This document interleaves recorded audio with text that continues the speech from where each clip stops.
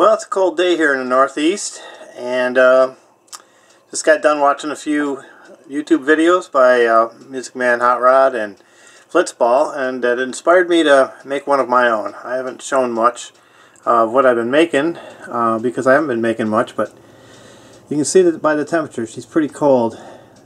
Here's one I don't think I ever videoed. This is really thin, but it's that blue glass that a friend of mine makes, and it's some pretty good stuff. So, you know, on a cold day like this, there's a couple things you can either do. You can look at your arrowheads, or you can do what I did. Check this out. A fresh pot of beef barley soup. This is going to be really, really good tonight. So I made it yesterday. I'm going to warm it up today. It's all flavored, seasoned. I tell you what, don't get no better than this on a cold day. So let me show you what I've been doing. So the last time I napped, I had a buddy down from Niagara Falls, and we managed to make a couple things. Got the man cave nice and warm, and this is what I made. Now, first off, I made this Sloan Dalton.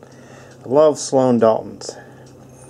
You can see this one is a really, I was surprised how thin this one come out, but it's a really thin piece.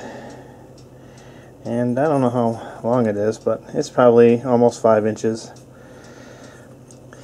You know, I make the things I wish I could find, and here's what I wish. Beautiful Sloan Dalton.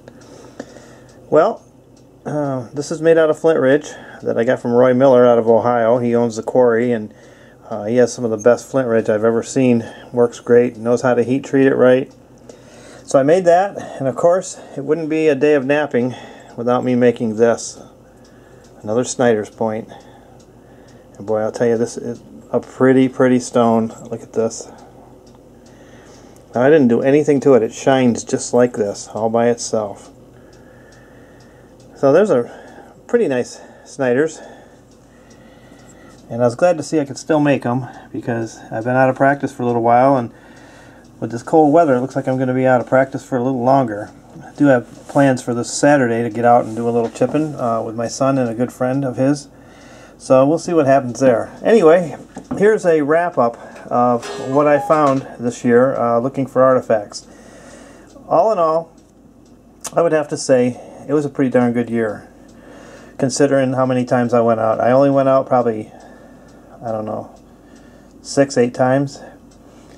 And I videoed every time I went out. Didn't have too many times where I got skunked, but here's the points. Pretty much most of this, maybe 2 or 3 are from another field, but most of this is from one field. The field was no-tilled, which means they didn't plow it over. They just knifed in the seeds and the chemicals and dissed it, and that was it. So if they ever turn this field over again, real good, I'm going to be really excited to get on there and get a good look at it. There's a lot of brokes in here, but yeah, there's a lot of nice ones too. If you saw any of my videos this year, you probably saw some of these as I was finding them. It's always exciting, you know, to see that pull. Nothing like a full pull of a point. That's why I enjoy watching Flintsball's videos so much, because he makes a lot of full pulls. And these are the tools. But and right here in this section, those are metalwood bases. I've yet to find a whole metalwood point on there, but I know there's one waiting for me. And some nice blades and bifaces. Yeah, I just came in from doing a little shoveling. The wind chill out there is 15 to 20 below, so I decided, instead of like having my earlobes drop off or lose a finger, I'd just come back in here and grab some coffee and maybe have some of that real good homemade beef barley soup and just sit and look out the window at this stuff. So that's my wrap-up. It's been a good year. I'm hoping 2015 is as good, if not better. And I hope the same for all of you guys out there that love to find this stuff and love to make points as much as I do. You know, we have to keep the tradition alive. It's up to you guys if you sign them or not. You know, when you think about it, the short period of time when they didn't make artifacts is only about 400 or 500 years.